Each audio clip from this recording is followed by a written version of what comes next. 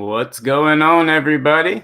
And welcome to our Week 17 Picks and Preview show. As always, my name's Drew, and here with Mr. Newman. How's it going, John?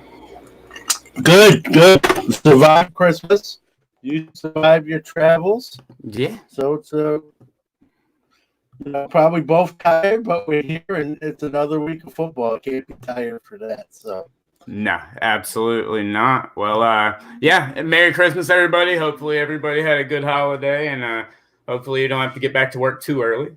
But it is Week 17, Mr. Newman, and before we start out with our picks and everything, I guess first thing we need to do is take a look at if the playoffs started today, what it would look like.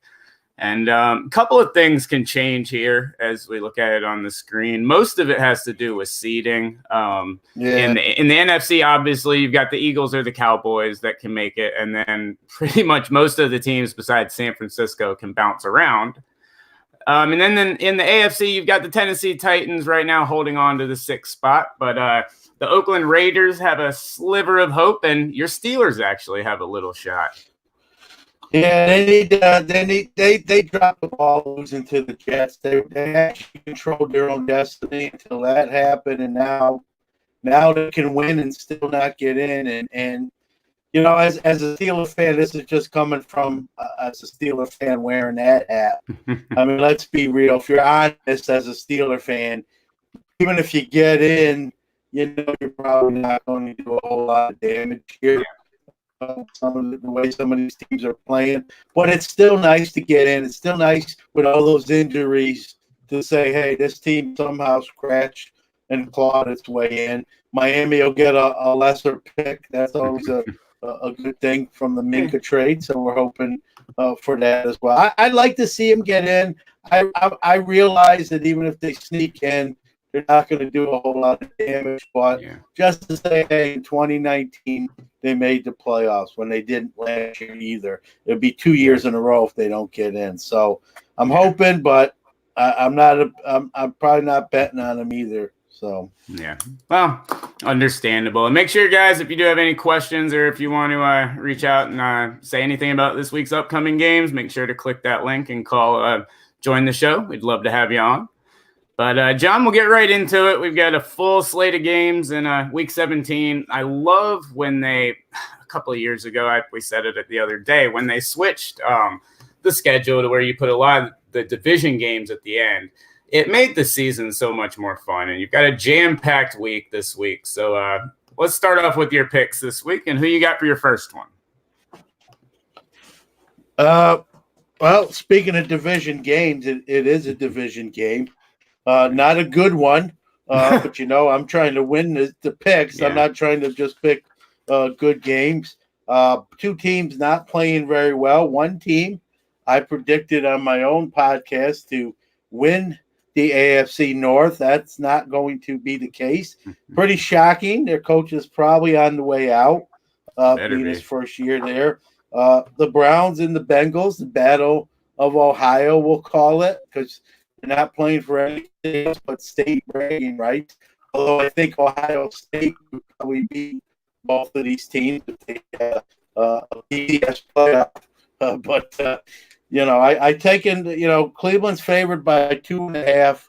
It's obviously the last game of the year. I know it's not what they expected, but I think they're going to come out and try to go out on a high note, something to build on for next year. And 2.5 points, they should beat the Bengals. If they lose this game, you know where I'm going. Then, if Kitchens has even a fighting chance of keeping the job, he got to win this game. He loses this game, and he must get his resume. Well, he better get his resume ready then, because I disagree with you. I actually think they're going to lose this game, and only for the sole reason is that I think the Browns have kind of. I don't know. They're a real big mess right now. I think you're going to see a lot of games this week where you see some teams really check out, and I just don't see this collection of people putting together a massively hard-fought, full of heart game for a game that means nothing. They couldn't do it when it meant something. I can't see them doing it now, and I think Andy Dalton, honestly, it's funny to say this, but I think Andy Dalton kind of has a little something to play for. I know he wants to win his last game there. I think Mixon again would be on one of my starter lists for DFS. I think he could have a huge game. He had a good game last week, all things considered. But I don't know. That's a gutsy call right there. It's a low spread, so if they're going to win the game, you're probably going to get the bet. But I don't know. The Browns are kind of in Texans territory right now, which I don't touch them. But interesting pick, that's for sure. Well, I tell you, after hearing your argument there, you almost convinced me. Like, I could see the Bengals winning this game. I guess the reason I picked the Browns, I don't think, like you said, I do think they've kind of mailed it in. But if they were playing someone else, I'd probably not pick them. But being it's the Bengals, I kind of went that route. But the argument you just gave really got me scratching my head here. So maybe you know something. I don't. You could be right. So, well, judging by the overall records, you might be the one that knows something. But we'll get into that later.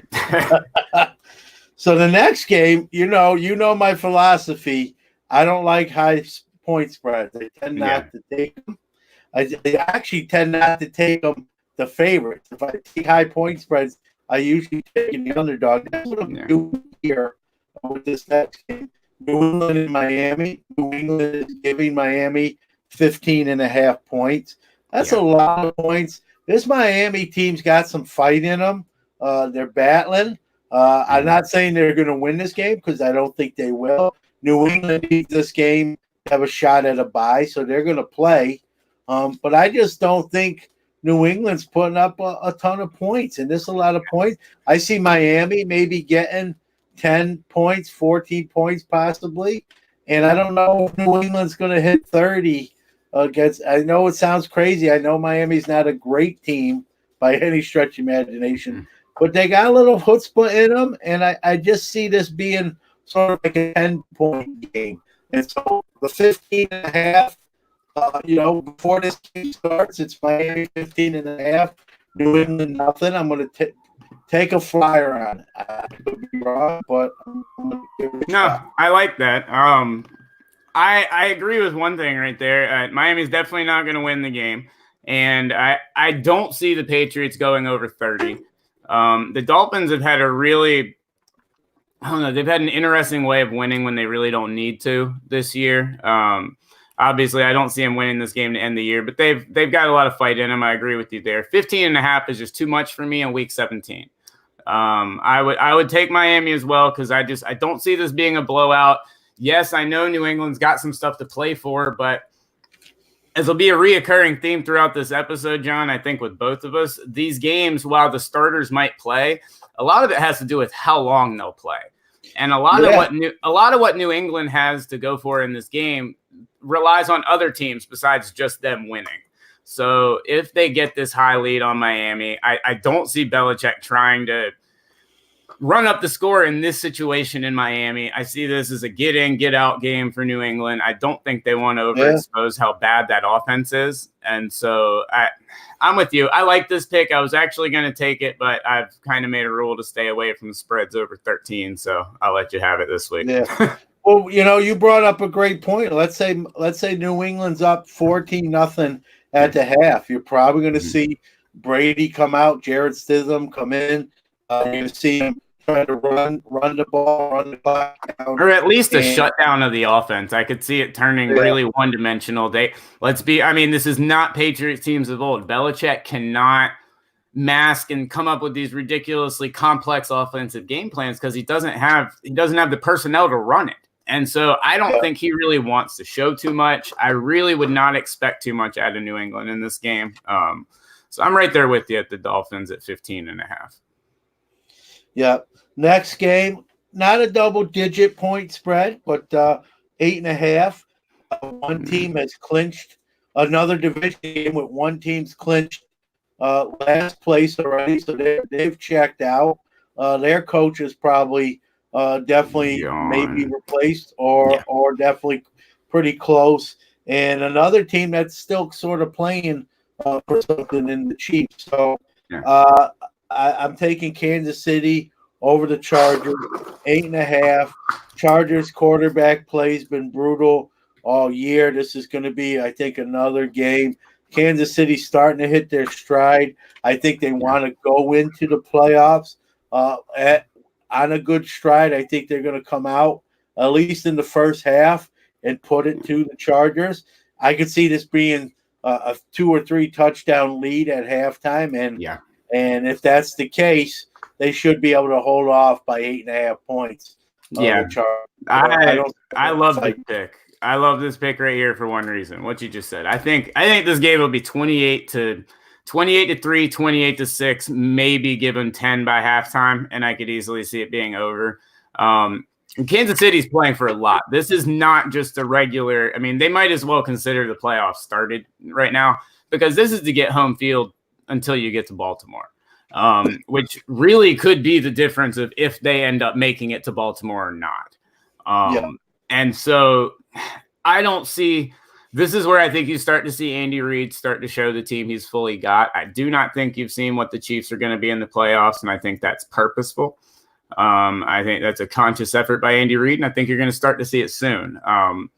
I love this Kansas City team. I love them going into the postseason, and 8.5 over the Chargers. Well, normally a division game, I'd say maybe you hit on it. The quarterback plays terrible. If you're going to have any chance of keeping this close, you're going to have to score. I just don't see it happening.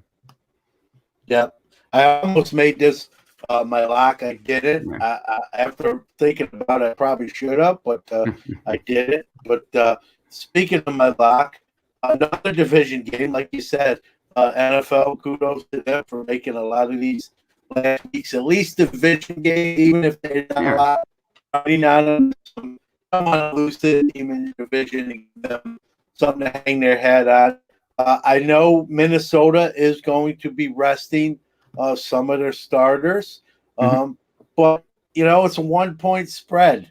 They have to beat the Bears by 1. Could the Bears win this game? Sure, they could. I just see the Vikings, maybe an ugly game, maybe a 3-point win, but I think the Vikings sneak out with a W and go into the playoffs. No one wants to go into the playoffs on a loss either. So Vikings are going to try to win the game. I know they're not going to have their full complement of starters, but they're still going to want to win this game. They only need to win it by 1. That's how you have to win it by 1. So in worst case, if they win it, I want to push. I think they win it by more than 1. I'm taking it.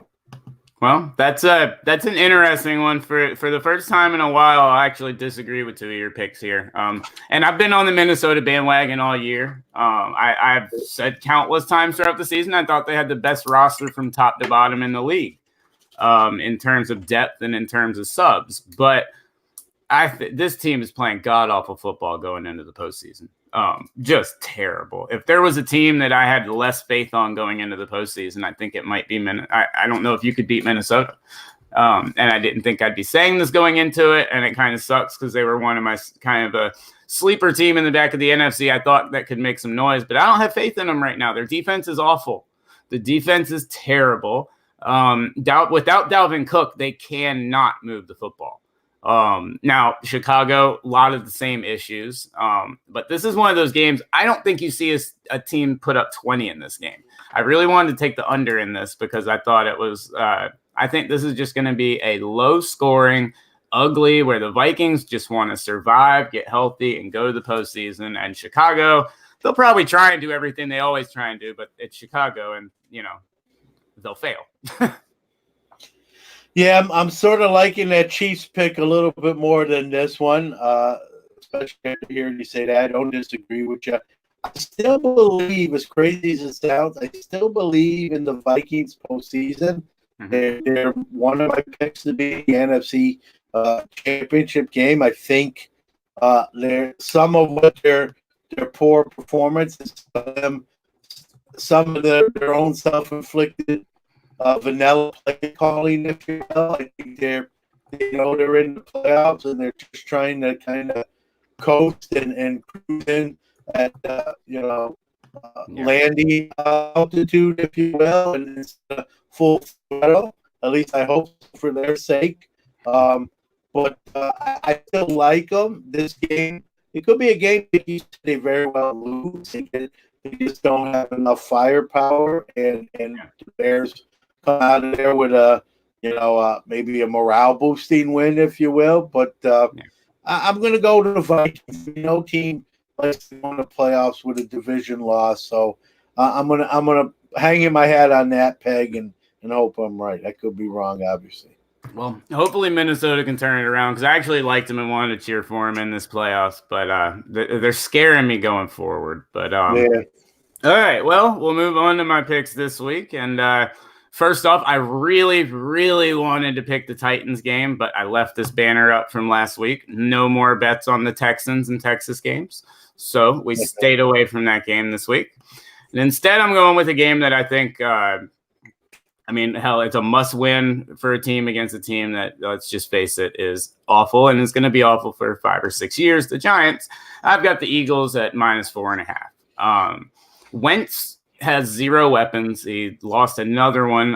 Their starting tight end's not going to play this week to get healthy, but I like the Eagles in this game. Like I said, it's a must-win if they want to go to the playoffs.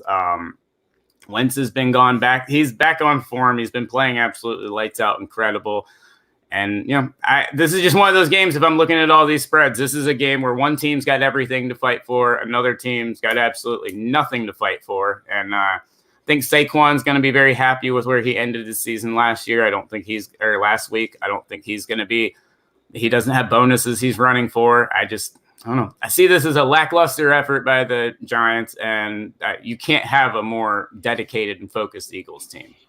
Yeah, I agree with you. And after seeing you put this pick up, the first thing that popped in my head is apparently I missed this when going through the list, or I probably would have picked it. But I think you hit it right on the head. This one, Philly's going to probably play most of the guys most of the game, unless this is a real blowout early, and then they might rest their guys at half. But like you said, it's a must win. So those guys are not coming out to this game is pretty much no doubted, whenever that might be. And 4.5 is really not a lot when you look at this game. So I would probably put my money on that pick as well. Yeah, I see Philly getting in this. I kind of hope, I think, just so I can see Jason Garrett get fired too. But yeah, we'll see. So moving on now, the next game I got this week is another game between two teams that are completely out of it. Really don't have anything to play for except for I think one team wants to put this season behind them on a winning note, and one just really does not care. And the spread's low, in my opinion. I like the Colts at -3.5 over the Jaguars. The Jaguars, we talked about it on Sunday. I can't think of a team that's fallen off of a cliff worse than Jacksonville. They just do not. They don't care on either side of the ball. That is a team that is completely checked out. And it's a disgrace to that team, and it's probably going to be the last game for a lot of these guys. The Colts. The Colts are one of those teams that had a really disappointing season. I think when you have Andrew Luck and everybody retiring beforehand, and then everything you go through, I thought they were a playoff team. I did. I think they will be next year for sure. I like them ending this season on a winning note and having to beat the Jags by 4. I don't know. I think they can do it easily. I don't think this is going to be a high-scoring game, but I could easily see this as like a 24-6, 24-10 game. Yeah, I agree. I'll say this. If the Jaguars weren't a dumpster fire, I might actually argue this. They have won some games this year where you kind of didn't think they would. But now with what's going on there, they're just trying to get out of there, clean out their locker room, find out where some of them, like you said, where am I playing next year? Get me out of here. Yep. Coach Doug Marrone is probably going to be out of job. That place is going to have a whole new look, a whole new atmosphere, a lot of new coaches, a new GM. And so I think people are already looking, Jaguar players already past this game already. If other than that, though, I would maybe even lean the Jaguars, but not in this case. So again, I agree with your assessment there. So I think you're keeping up right now. Yep. Oh, we'll see what happens Sunday. How's it going, Eric? What's going on, man? Hope you had a good Christmas, dude. All right, and so next game, I hate going with Carolina games, but let's face it, we blow, so I might as well. But I've got the New Orleans Carolina game, but I'm taking the under at 46. I was really tempted to take the spread too. I think we're going to get blown out of the water. I hope we do. If we're going to be this terrible, get a top 5, 7, 8 pick, please. So I'm hoping for a couple of teams to win and for us to blow this game, to be quite honest. But with Will Grier back there against the Saints team that has something to play for, they want that home field. They need this game. I don't think their starters will be playing past halftime. I think this game will be blown out quick and fast. And I see maybe Christian McCaffrey scoring a touchdown or two to give us 14, but I do not see us hitting 20 points. And so I'm going to take the under at 46, and it'll probably be around a 30-3 game, probably. Yeah, like you said, New Orleans still got to play for a little something. Carolina's already not in the same situation as the Jaguars, but they're already probably looking down the line. They're obviously in the market for a head coach, and obviously with a head coach comes new assistants. And so, they're already looking towards next year. So, you have to go New Orleans. It's just a matter of, how much. New Orleans can score. Yeah, New Orleans can score. That would make me a little nervous. But if it's like you said, if it's over early, they'll kind of pull off the range and maybe keep it under. It's probably not the worst play in the world. Hopefully Carolina can follow course and just end the season and move on, and we can forget about it, and they can exist in that vacuum we don't talk about ever again. All right, well, on to the lock of the week, and I'm sticking in the NFC South, and instead of with the under, I'm going with the over, and that is Atlanta and Tampa Bay. This is going to be, while one NFC South game is going to be boring, this one might actually be entertaining. Devontae Freeman killed it as my sleeper pick last week. As soon as I started taking him, he just plays awesome. I love it. I'm not touching him again, so you can go back to being mediocre. But I love this game. I think Winston, he's demanding $30 million and starting all this talk about his contract now. If you're going to talk that big, you better end the season right. I do see him throwing probably 2 or 3 interceptions. I see Atlanta winning this game, but I think it is going to be a high scoring, and 48. Both of these teams have to score 24. That's cake. That's cake to me. Give me the over in this game all day long as the lock of the week. Yeah, I like that pick. I think they do. The over is reached. I'm not sure who wins this game. Atlanta's playing better football. Like you said, Winston's running his mouth about contract. And as they say, as the saying goes, he's starting to write checks with his mouth that his ass might not be able to cash. Yeah. So he's going to have to put up or shut up. This is a game. Well, is he saying this? Is he saying this to get out of Tampa? Is he asking for ridiculously absurd numbers? Makes me wonder, it's a great question. It makes me wonder if he kind of knows he's out. Maybe he's already been told by Arians, like, hey, just so you know, we're going in a different direction next year. And it's a way to save face. Instead of where it looks like Arians dumped him at the counter, he can make this play and almost make it like, well, they didn't want to pay me, so they let me go. Yep. Not that they didn't believe in me.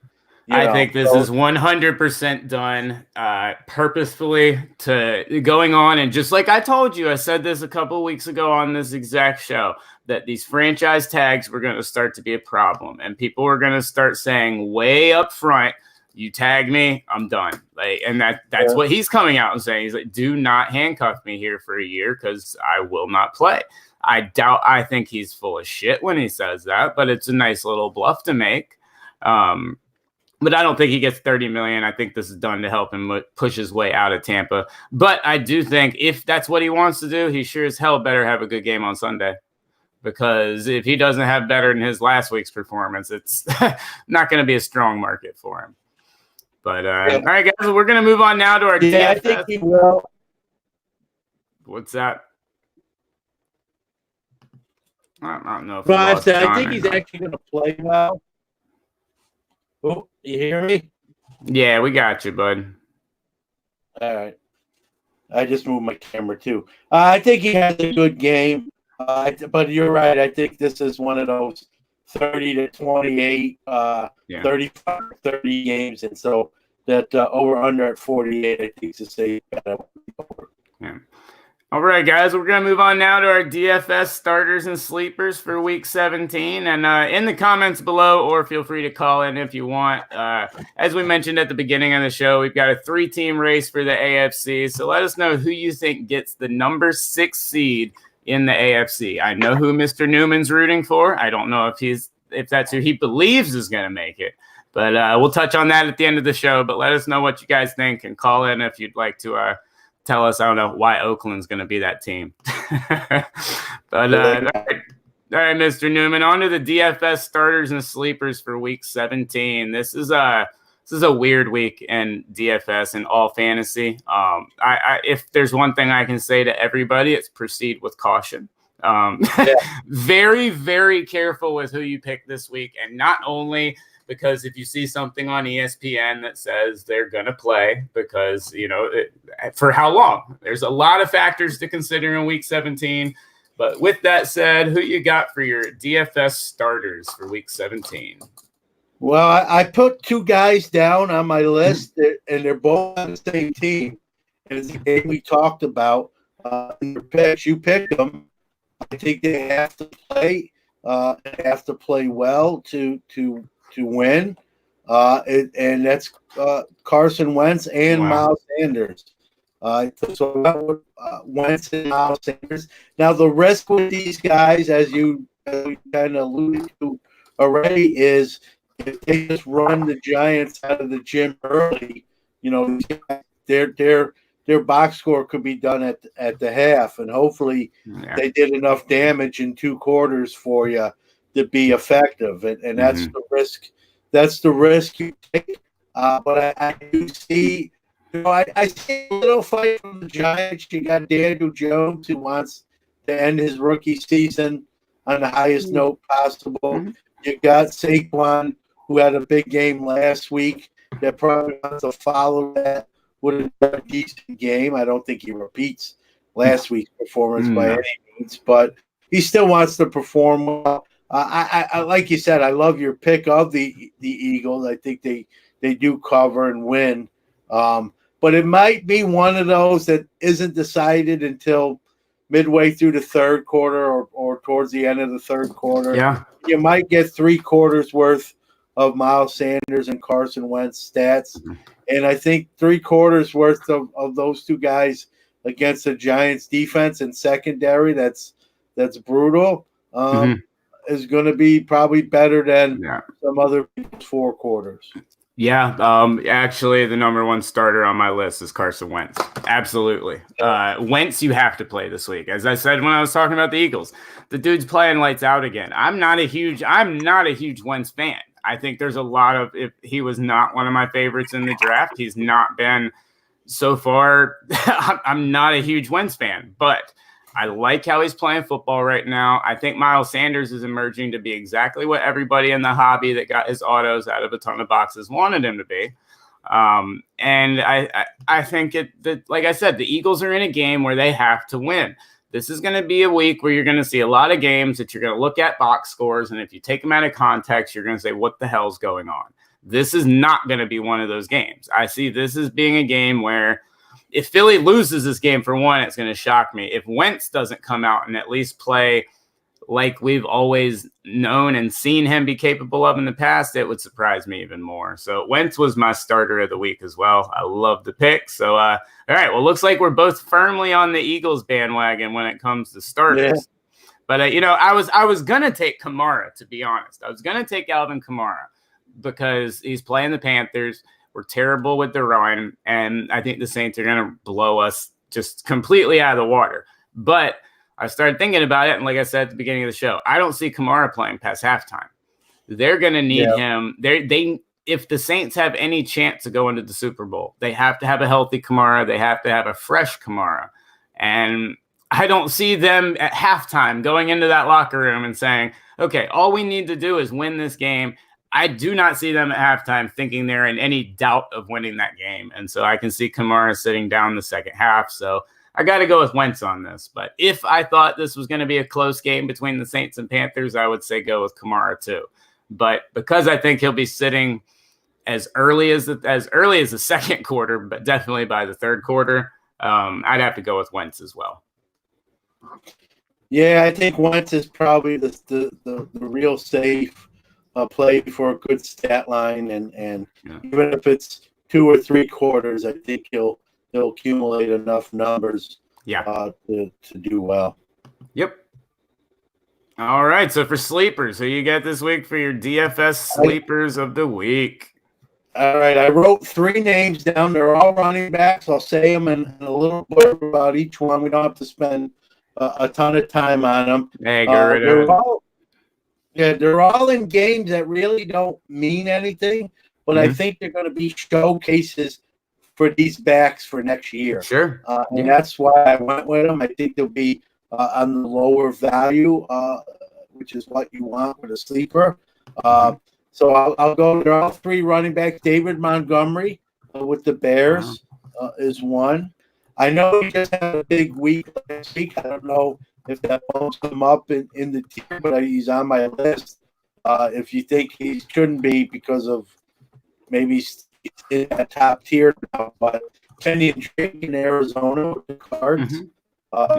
And the third back is I think the Rams.